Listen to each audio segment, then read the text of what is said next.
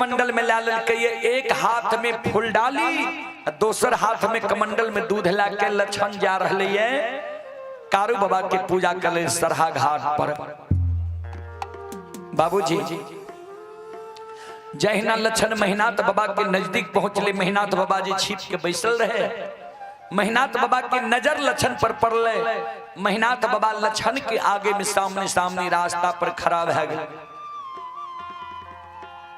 लछन की नजर पड़ गए महिनाथ बाबा पर। लछन मन में सोचे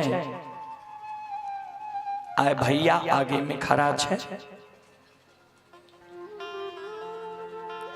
लछन के पैर चलना रुक जाए छे। सिर नीचा कह के लछन खड़ा भे जाए छे। श्रोता बंधु संत शिरोमणि श्रोता बाबू महिनाथ बाबा लछन के कहे रे लछन फूलडाली में फूल धूप दीप अगरबत्ती कमंडल में दूध ला के कते जा रहे हैं बोल। बाबूजी 12 वर्ष लछन की उम्र हो रहे।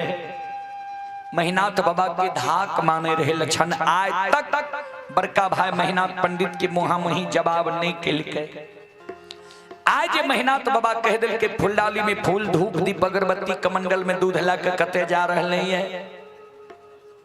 लछन सिर नीचा क्या कहे जे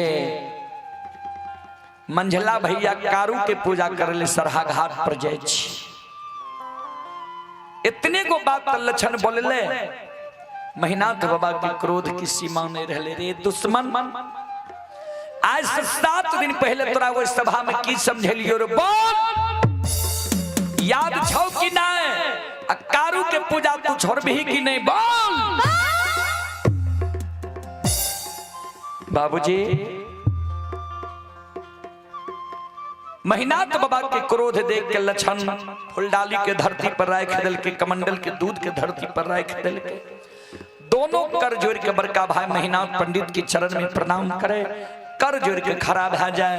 बड़का भाई महिनाथ पंडित के कहे ए ओ बड़का भैया तू माई के कोई से बोर भा के जन्म लेल है। हम माई के कोई से छोट भाई के जन्म ले लिए। बड़ भाई पिता तुल्य होई छे छोट भाई पुत्र के समान होई छे। तू हमर बड़ भाई पिता तुल्य छो। तू हमरा जे कहबो तोहर सब बात हम मान लेबो।